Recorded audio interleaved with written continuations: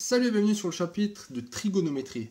À la fin de cette vidéo, tu sauras utiliser la formule du cosinus dans un triangle rectangle qui te permettra de calculer des longueurs. Donc chapitre très important de trigonométrie. Allez, on est parti.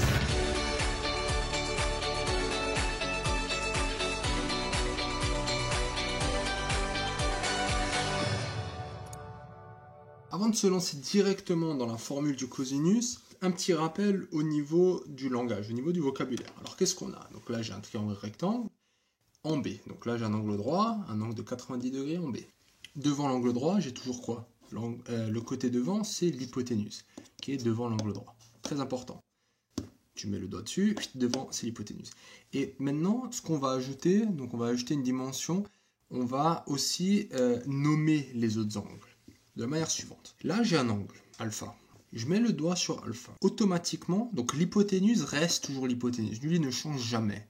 Par contre, le côté adjacent, c'est celui-là qui va toucher l'angle.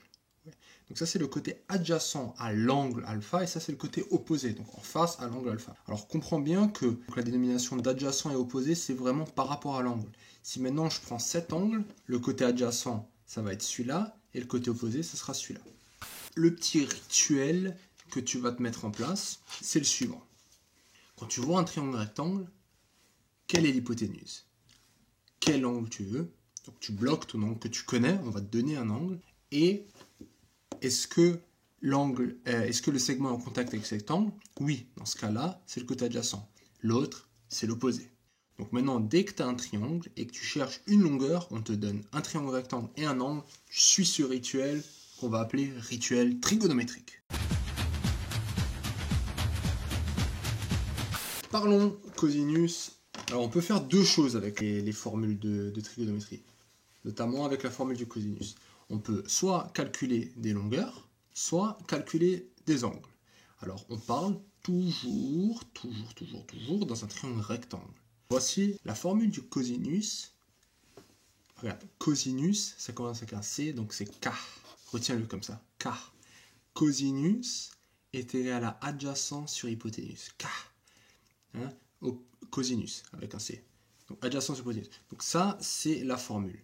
Donc grâce à cette formule, tu peux toujours avoir, là tu vas avoir une relation. C'est-à-dire, si on te donne l'angle alpha, et on te donne l'hypoténuse, c'est-à-dire cette valeur, tu peux calculer la valeur du côté adjacent, produit en croix. Donc adjacent, dans ce cas-là,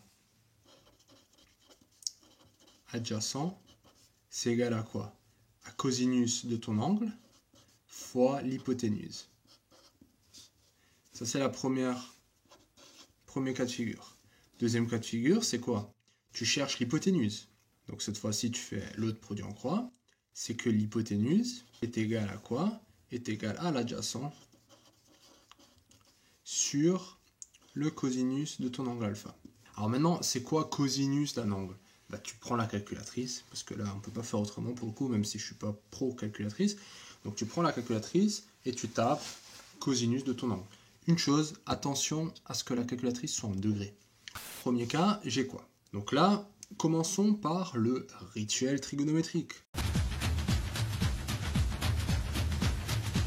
Je veux calculer une distance, une longueur.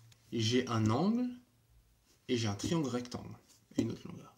Donc surtout, ce qui doit détecter, c'est triangle rectangle. Alors quand tu vois un triangle rectangle, regarde, il y a deux choses. Soit tu dis, pour calculer une longueur, tu peux soit utiliser Pythagore, soit la trigonométrie. Ce qu'il faut, c'est avoir deux informations. Mais là, en fait, tu as un angle et une longueur.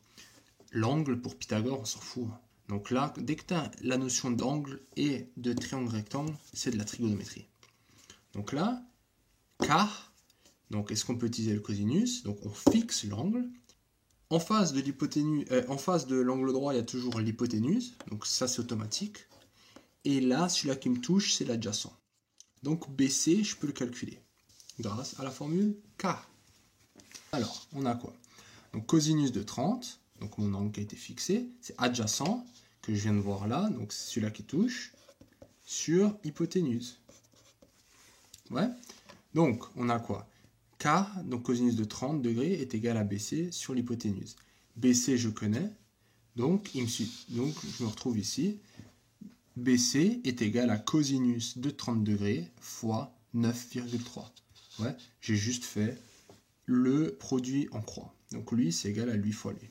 Cosinus de 30, bah, tu le tapes à la calculatrice, fois 9,3, et tu vas trouver 8, donc approximativement 8,05 cm.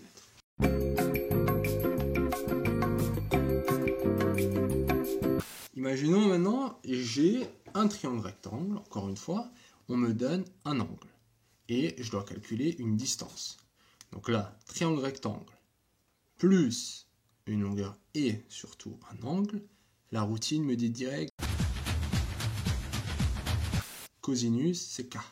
Donc là, je pose mon angle, comme d'habitude, le côté adjacent il est là, hein, comme avant en fait, pas d'habitude. Là j'ai le côté adjacent et celui-là en face de l'angle droit, j'ai l'hypoténuse.